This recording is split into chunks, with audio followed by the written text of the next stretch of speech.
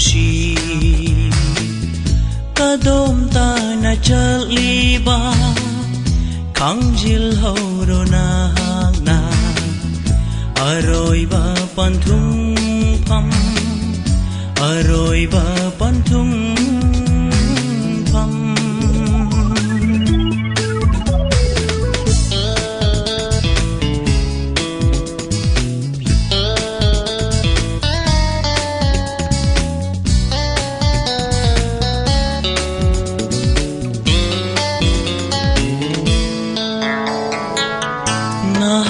bukan binaba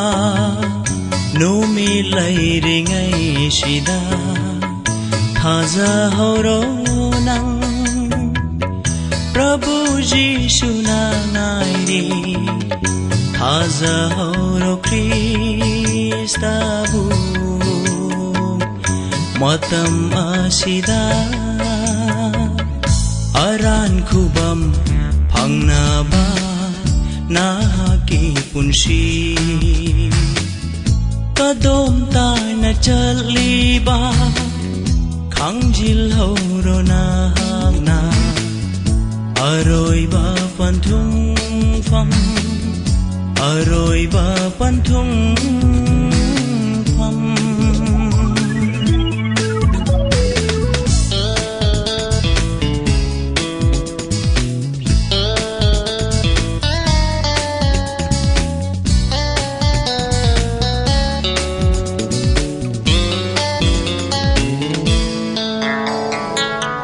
matam na hendo kradi nangi pungning hong na ba phangjara roi nang prabhu jishu na ngai ri losil horo krista bu matam ashida aran khubam phangna ba naki punsi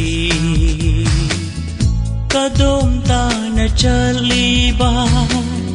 khangjil horo na na aroi ba panthum pham